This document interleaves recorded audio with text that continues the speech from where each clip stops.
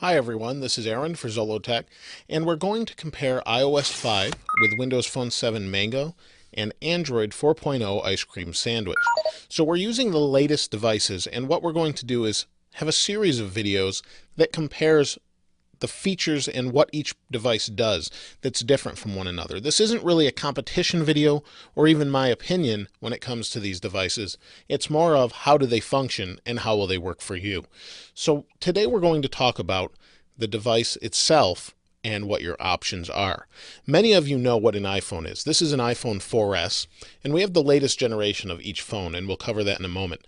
But here is the 4S, and the 4S looks like the 4. We know what it is. It's pretty well known what an iPhone looks like, and this is the choice you get. It makes it very easy to decide which phone you want, but it also limits you as far as screen size and what the device feels like in your hand. Overall build quality of the iPhone is about the best you're going to get in any phone. It's got glass on both sides, as many of you know. I do have a screen protector on both sides, but it has glass on both sides, which makes it very nice and very high-end feeling, but it also makes it easily breakable when it comes to the back and dropping it. So overall, it's a really nice phone.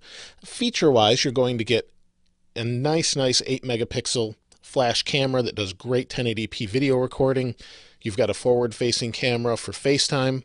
And overall, it's a decent phone. It's got a great screen, a really high-resolution screen, the Retina display, and it's really is what it is. You've got Apple's entire ecosystem of Mac and iTunes, and between the iPad and iTunes Match, and all these little features that work really well together, iMessage between different devices, and it all integrates extremely well across any Apple device. And it's really, again, limiting your choices to one phone, but it's one of the best phones out there. Now, as far as Windows Phone 7 is concerned, Windows Phone 7 has a very decent choice across many different devices.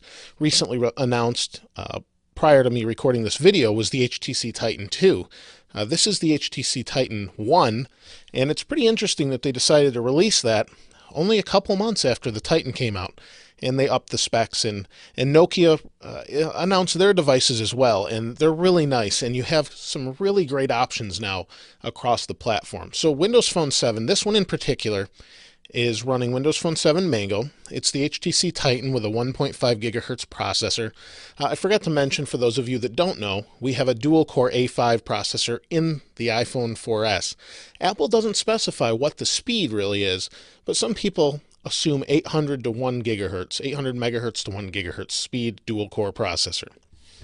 In the Titan, we have a 1.5 gigahertz single-core processor, a great camera on the back. It's an 8 megapixel, records really high quality video, and a huge screen on this phone. You get a choice in screens on the iPhone or on the Windows Phone 7, and Windows Phone 7 is really quite nice as far as the platform goes. However, you have limited resolution on the screens.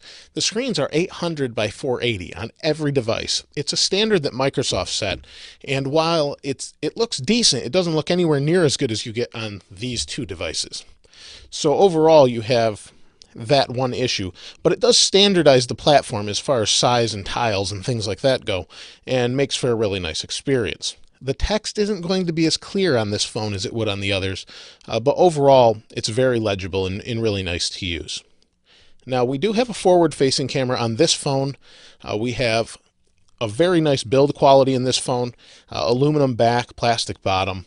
On the side, volume rockers, and you have a choice between Samsung, HTC, LG, and Nokia devices, and they're all really nice, and there'll be more in the future from all of those makers and others, I'm sure.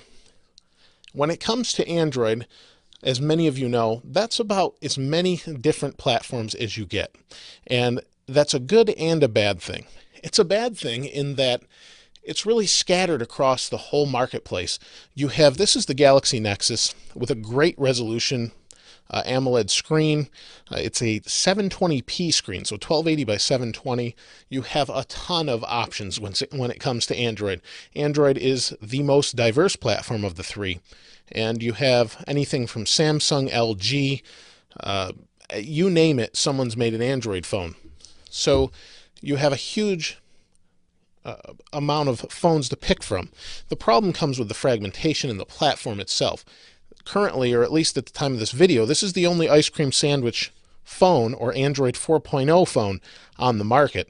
That will change very, very rapidly, but currently that's the case, and that really fragments the platform across the phones. Overall, though, you have some great hardware choices. Should you not like this phone, you have everything from the Motorola Razr, the HTC Resound, the Samsung Galaxy Nexus like this. You have the Fascinate, the old phones. I mean, you could name hundreds probably at this point where there's different Android phones across the world. And that's great, meaning that the platform is going to stick around for a while. And that's true of all of the phones. Windows Phone 7 is the latest entry into that market, with only about a year and a half under its release, not even really.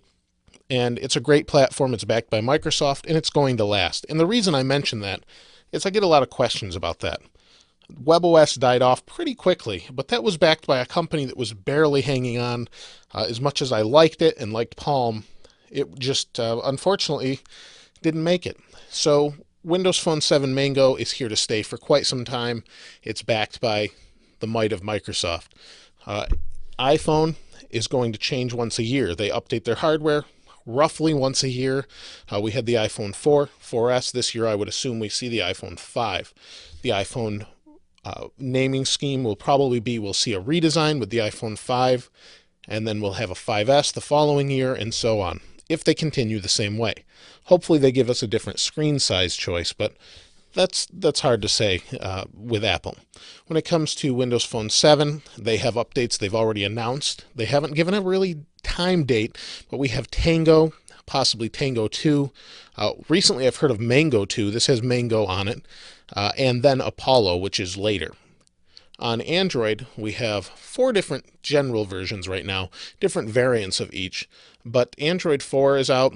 As long as the patents suits that are against different Android platforms from Android or from iOS and sometimes Microsoft don't take over, we'll see Android around for a very long time as well. So I would say, at least in the near few couple years, we'll see these platforms grow and mature more and more. You'll have better phone choices. iPhone, you're going to have obviously a beautiful design. That's what they do. And we'll see them hopefully push the market and maybe stretch their OS a little bit to compete a little better against the others. And it's good to see the competition between all of them.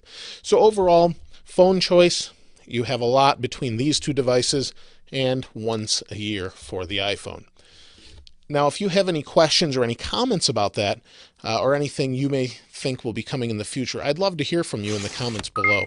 As always, I love to hear what you as subscribers and you as new viewers have to say about the platforms and where you think they're going.